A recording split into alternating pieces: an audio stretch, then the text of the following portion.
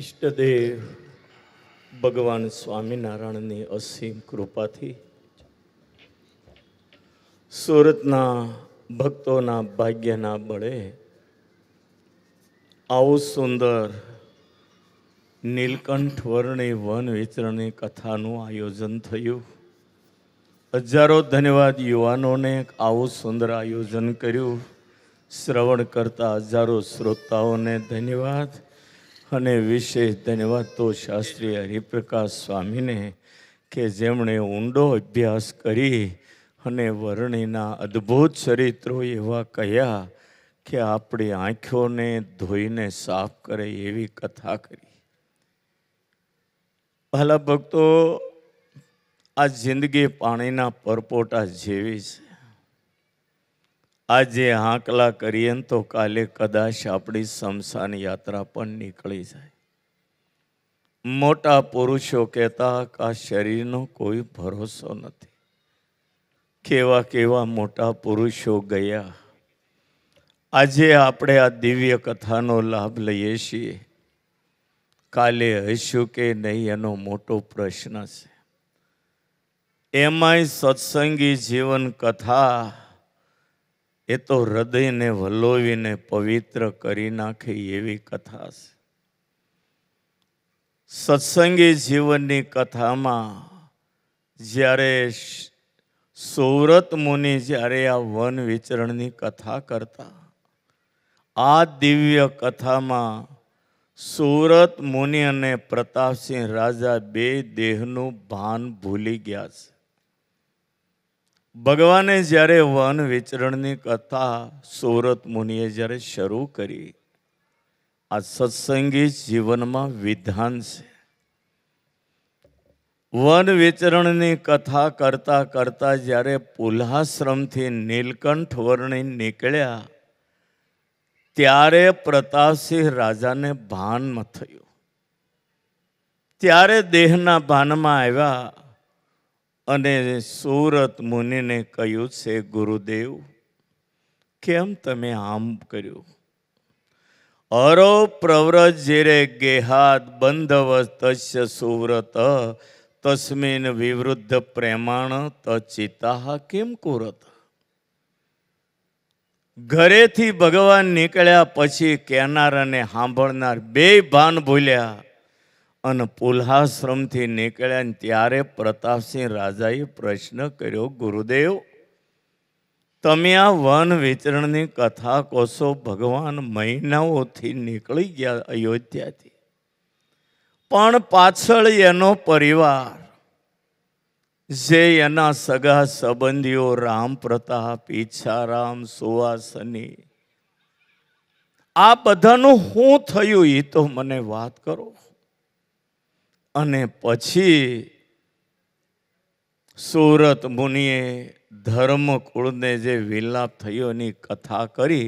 એ પુલાશ્રમથી ભગવાન નીકળી ગયા પછી કરીશ. એટલે આ દિવ્ય કથા એટલી બધી સરસ કે શ્રોતાને વક્તા પણ દેહનું ભાન ભૂલે એવી. એમાંય સ્વામિનારાયણ ભગવાન માટે તો હું તમને શું કહું.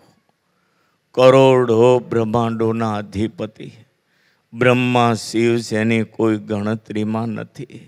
એ પુરુષોત્તમ નારાયણ આપણે માટે માનવનો દેહ ધરી અને આ ભૂમંડળ ઉપર ઉઘાડે પગે વિચરણ કરે.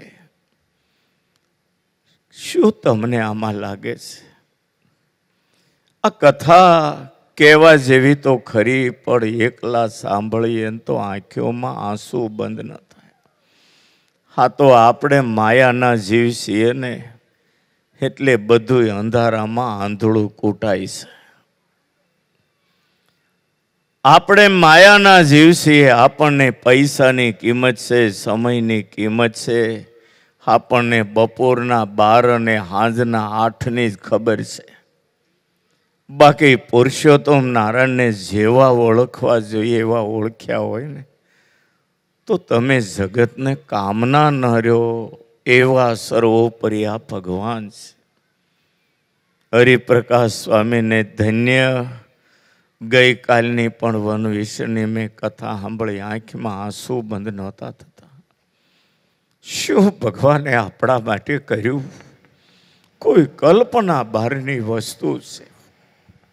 આ કથાને જો જીવનમાં ઉતારો, મને ભરોસો અંતકાળે મારો ભગવાન જરૂર તમને તેડવા આવે ને આવે, એમાં કોઈ બેમત નથી. સ્વામિનારાયણ તો ત્યાં સુધી કહેતા કે કોઈ મને અન્નદાતા માનશે ને તોય હું એનું કલ્યાણ કરીશ. મારા સાધુનો કોઈ ગુણ લેશે ને તો એનું કલ્યાણ કરીશ. મારા સત્સંગીના ગોળાનું પાણી પીશે ને એનું કલ્યાણ કરીશ.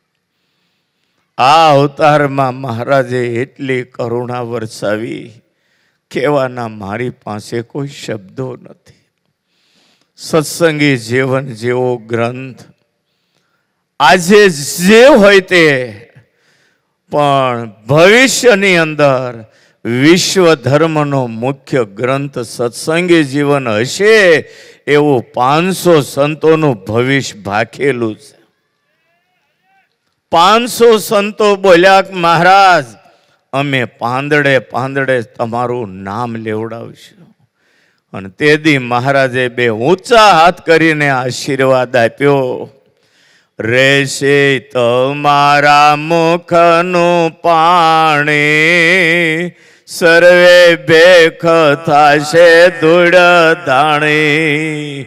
ખોટા ધોંગ ધતિંગ વાળા ક્યાં ખોવાઈ જશે એ કલ્પનામાં નહીં આવે.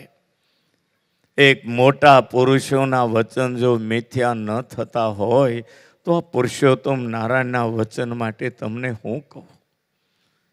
મને હરિપ્રકાશ સ્વામીની આ વન વિસરણની કથા, હનુમાનજીની કથા બહુ ગમી.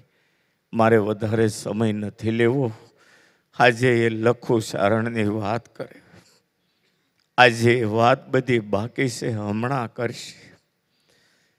ભક્તિ માએ જેમ હાચવા રે એમ લખુ સારણે હાચવા. ખોળામાં લઈને બોલતી લખુ સારણ, તારે ક્યાં કુંવારો રહેશે, હું નીકળી પડ્યો. સાંજે દૂધ ગરમ કરે અને સવારે એમાંથી તર લઈ દળેલી હાકર નાખીને પરાણે ખવડાવે. ખાને હું શરીર હૂકવી નાખ્યું. ભક્તિમાં જેમ ઠપકો આપીને ખવડાવતા એમ લખુ સારણે મહારાજને 3 મહિના રાખ્યા. અને લોજમાં આવ્યા ને ત્યારે તો કાંઈક હરખું શરીર હતું. બાકી જોવો ને તો તમે રડી પડો એવું હાડ પિંજર જેવું ખોખું.